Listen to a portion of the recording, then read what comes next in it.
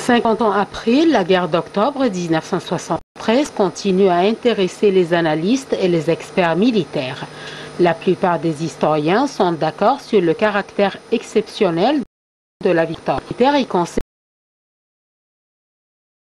auprès de l'Académie militaire Nasser précise que le plan de la stratégie et l'union entre l'armée et le peuple les facteurs. Grâce à des politiques habiles, le président Sadat attention à la guerre, alors que les États-Unis étaient convaincus que l'Égypte n'avait pas la capacité militaire nécessaire pour mener une guerre, explique Selem. Selon lui, cette guerre était un pari et un défi relevé par le président, l'armée et la police et a rétabli l'unité arabe.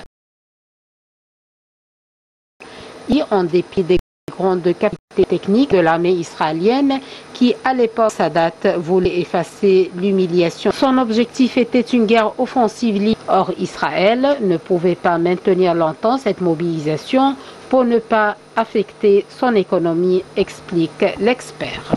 Le plan était donc de maintenir la pression sur Israël pour l'obliger à réclamer un cessez-le-feu ou une intervention des forces étrangères.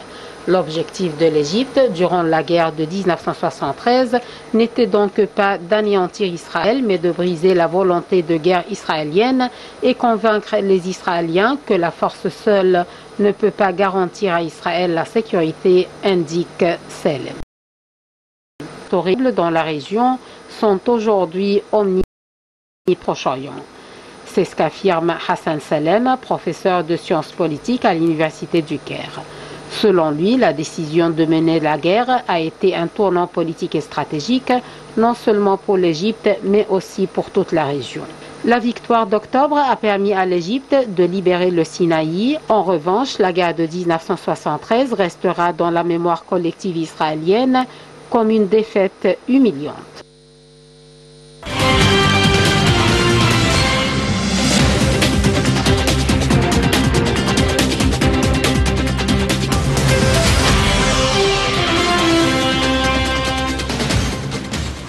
Voilà, une guerre justement pour libérer, pour récupérer, occupée par Israël. Le développement du Sinaï était aussi toujours un objectif. Depuis l'après-guerre, on parlait du développement du Sinaï, de l'importance de développer le ainsi partie de la sécurité nationale de l'Égypte.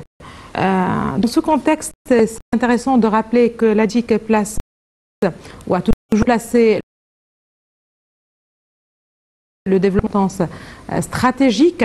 Le Sinaï est témoin de nombreuses réalisations dans tous les domaines, y compris ceux industriels, agricoles et touristiques, les communautés urbaines et les zones de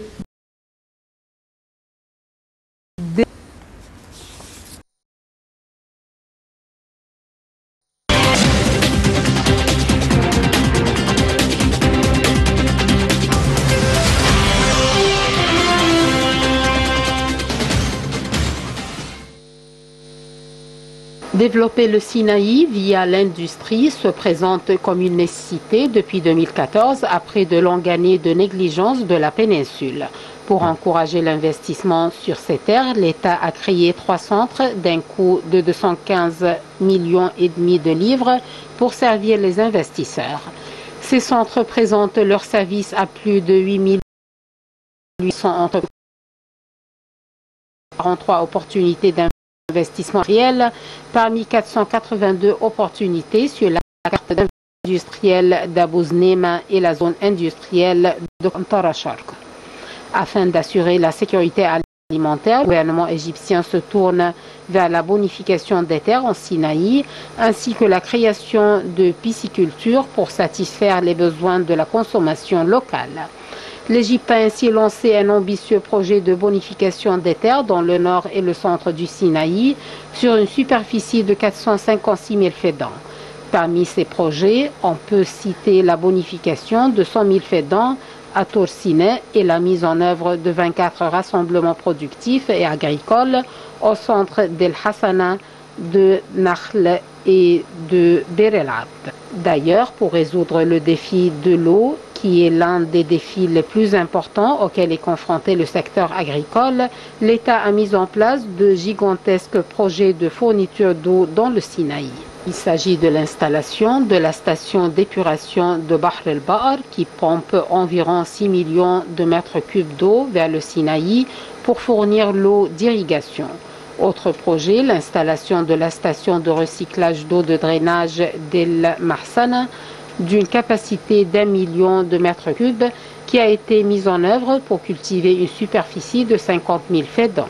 Outre l'installation de ce type de station, le gouvernement égyptien a creusé le canal El Salem qui contribue à la bonification de 620 000 faidans de la superficie agricole. Autre volet, la pisciculture. Réaliser une autosuffisance dans le domaine de la pisciculture figure sur la liste des projets de développement réalisés dans le Sinaï. À la tête de ces fermes piscicoles figure celle d'El Fayrouz pour satisfaire une grande partie de la consommation locale.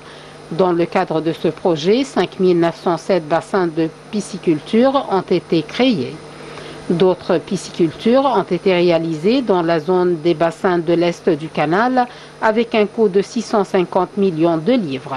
Dans le cadre de la stratégie de développement du Sinaï, lancée en 2014, d'énormes investissements ont été injectés pour exécuter de grands projets touristiques qui profitent à l'économie égyptienne.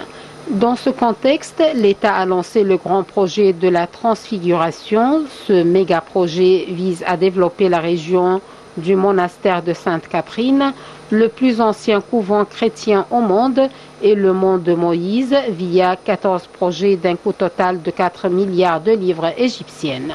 De larges projets de développement sont également exécutés dans la ville de Torsine, capitale du gouvernorat de la mer Rouge, afin de la placer sur la carte mondiale du tourisme et la transformer en une destination touristique de renom.